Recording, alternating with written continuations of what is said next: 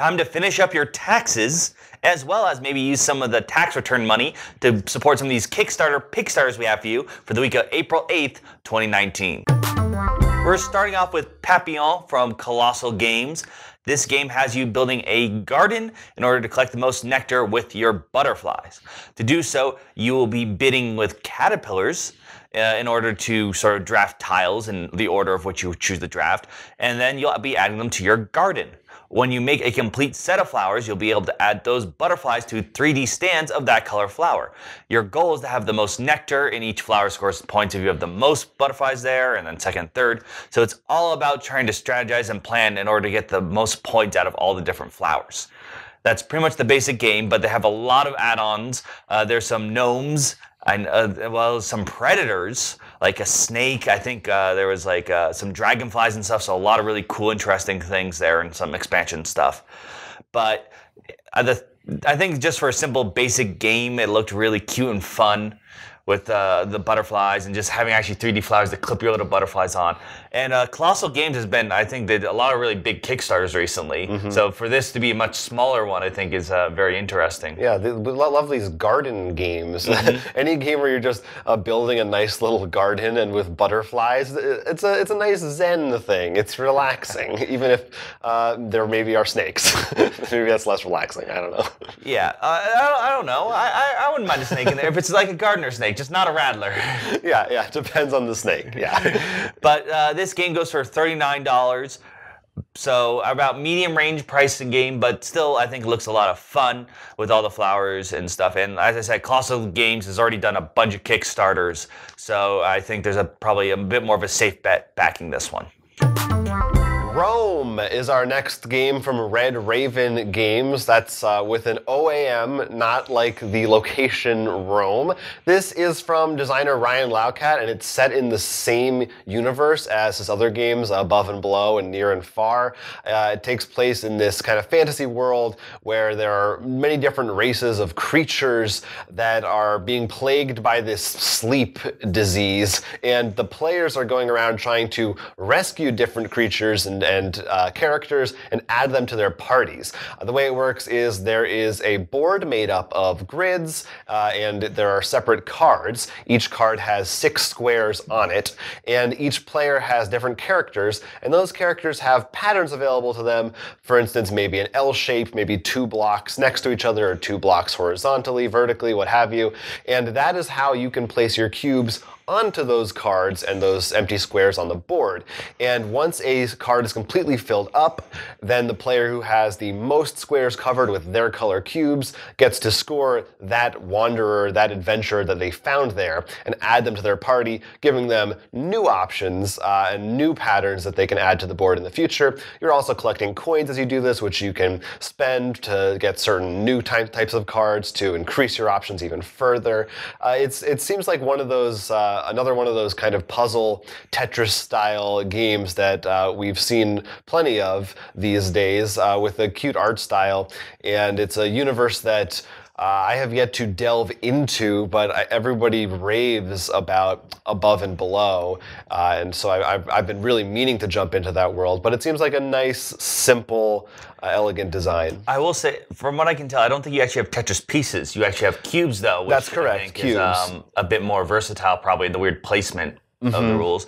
And if I recall looking at it, because I saw this one too, if you back, you actually get a small animal pack. So some of the companions you can rescue, it's like a pet dog or cat, which of course are truly the best adventurers. Yeah, you know that you want that, and it's really not an expensive game. It's $22.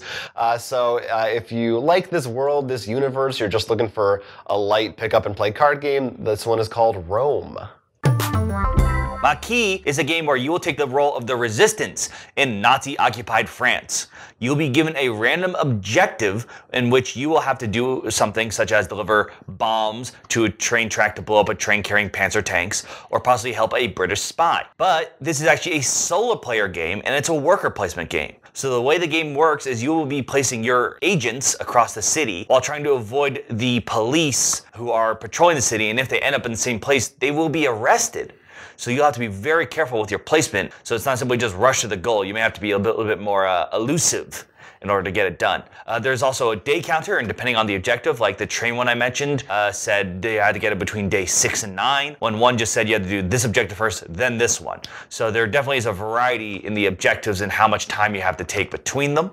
But a solo player worker placement game that looked very small. I mean, I thought this is just something that piqued my interest because I mean, usually when I think solo game, I don't think worker placement. Yeah, I don't know. It's solo games. I guess they're not a big enough market for me to know what I think about what they are or not. But so does it work? So if they get caught by the police, you actually lose a worker? I think there's a way you can hire more of them, but still, you know, in a worker placement, losing a pawn could be a significant difference in how many actions you have. No, yeah, I think that sounds like a very interesting mechanic. If they get caught in the place to hire. Yeah, that could be a problem. And the theme sounds really cool. No, this one sounds right up my alley. I thought the art style looked great. And you're on a French kick this week. You're a little Francophile. I am, because I really love butchering a language. You've done great. This game doesn't take a lot of space either, which I think is a pro for a solo game. It's always nice to have just your little thing. And it only goes for $24. And once again, that's hopefully pronounced Maki. Here's another game with a solo mode, but it can also be played with 2 players. It's called Cosmic Run Mining Colony from Dr. Finn's Games, designed by Steve Finn, who's done plenty of games, including Biblios, probably one of the most well-known. In this game, players are mining, or they are building their colonies, as the title might suggest, and you are trying to compete for resources and the types of buildings that you want with the other player that you're playing against. There will be a number of resources on the board, and you're going to bid using cards that have different numbers. Whoever has the highest number gets to take the resources that they want, but you're going to lose that card once you have used it. So you have to decide when you want to use your most powerful card or when you want to save it for something later.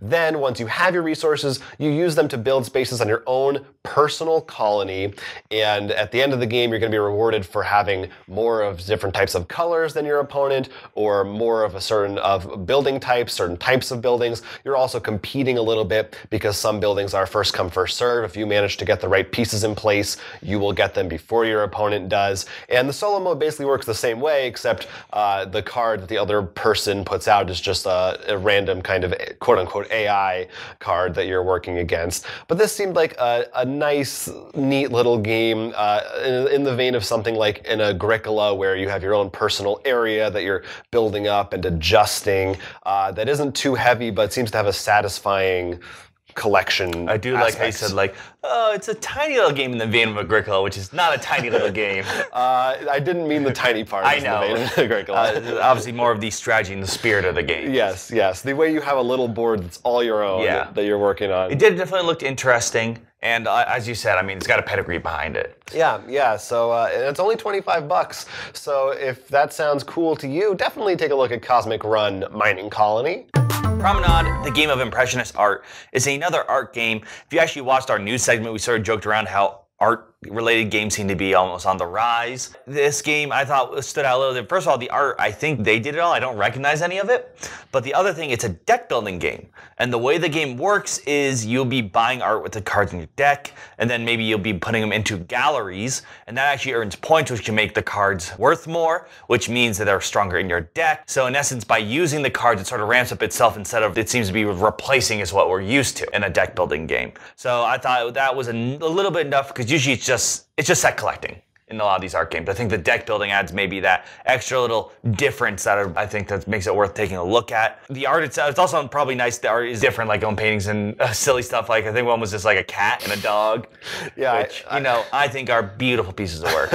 I did think that was cool. I don't, like you said, I'm not sure if any of these are actual. I didn't look that close at it, but it looked like it was original art. You didn't see it wasn't the obvious like Starry Night and water lilies and stuff. I didn't see any of that. So that's a nice change of pace, at least for an art game. Right. So I'm very curious to see how this goes, because this could definitely probably stand out in the wave that is art sets. It goes for $38, and it's Promenade. Lastly, here's a Kickstarter for an app called Reroll, which is designed to be used in Dungeons & Dragons 5th edition campaigns. It is a character sheet on your phone. It keeps track of all your stats, your inventory, your level, all the kind of normal things you would expect on your D&D character sheet. What makes this app a little bit special and stand out from other similar services is that it also includes a sort of 16-bit pixel style art rendering of your character. You actually get to design your character, choose its race, and specifically equip it with the different types of armor and weapons that you have as the game goes on. Some of them will even be animated, so you can kind of see if it's a flame sword, the fire will be moving around it, potentially, things like that. So as you play, you get this cute little visual guide of what your character actually looks like. Right now, the character sheet itself is sort of static, but they have stretch goals wherein eventually they hope to add things where it'll automatically update itself when you level up, things like that, and a bunch of other features.